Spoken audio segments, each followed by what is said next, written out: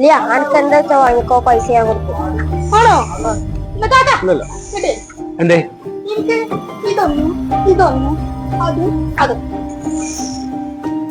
എന്തിനു പറ്റിയ സാധനം മൊത്തം വാങ്ങാൻ വന്ന? ഏതാണ്ടേ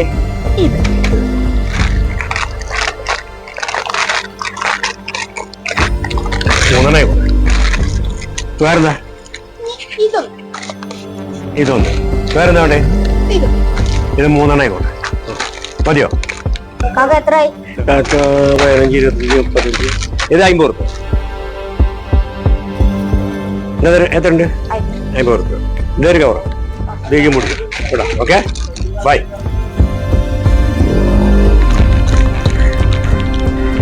അല്ല ഇതൊക്കെ അങ്ങനെ പൈസ എനിക്ക് അവിടെ നട്ടി. അതൊക്കെ എന്തിനാ വെച്ചാൽ എനിക്ക് തിന്നാ പോരെ. അല്ല എന്നാലും പറ. അത് ഞാൻ ഒരു കുട്ടിച്ച പൈസ. ഒരു കുട്ടിച്ച പൈസ ഇന്ന് രാവിലെ ജിപ്പച്ചിന്റെ പക്കത്ത് പൈസ ഒക്കെ ഞാൻ കണ്ടതല്ലേ.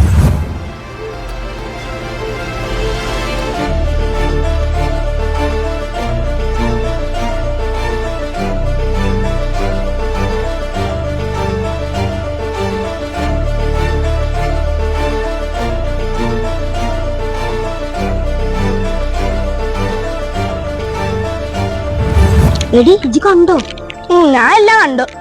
എന്നോട് പറയല്ലേടി. പെച്ചിനോട് പറയില്ല എന്നാലും ഞാൻ പറയും. പറയല്ലേ അനക്കും ഞാൻ വാങ്ങി തന്നെ. പ്ലീസ് എന്താ പറയല്ലേ, പ്ലീസ് പറയല്ലേ.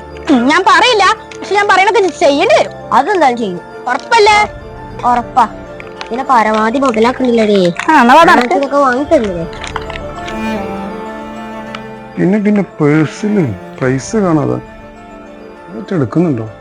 ലിയ പിന്നെ പേഴ്സിൽ ഇപ്പച്ചിന്റെ പൈസ കാണില്ല. ഇജ്ജ് കണ്ടിനോ? ഞാൻ കണ്ടിട്ടില്ല. ഉറപ്പാ? ചെല്ലേ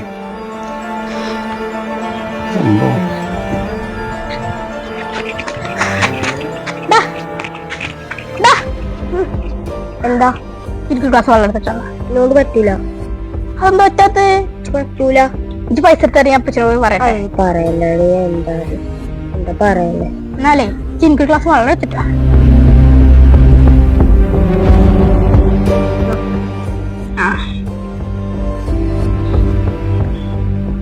ഇത് എപ്പോഴും ഓർത്തോണ്ടിട്ടോ. വല്ലാത്തൊരു പെടലാണ് ഞാൻ പറ്റത്. ഇതെന്താ വെറുതെ ഒന്നുമില്ല.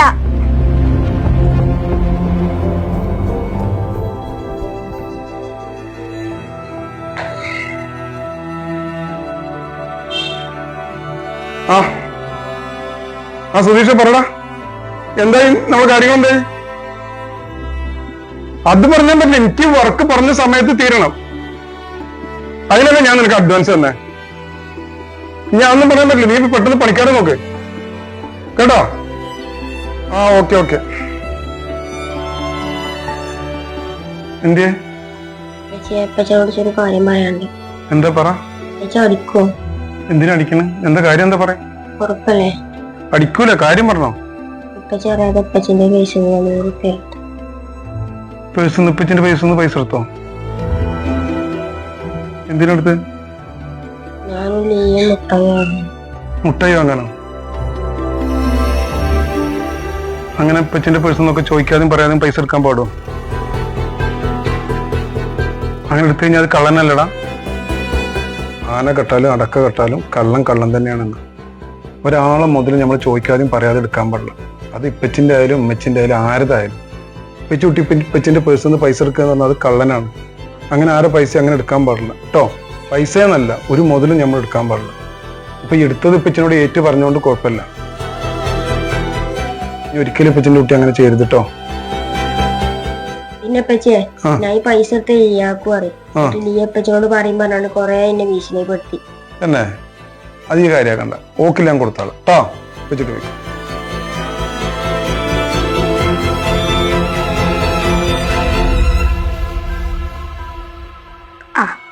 ഇതിന്റെ ഹോംവർക്ക് ഒക്കെ ഒന്ന് ചെയ്തു.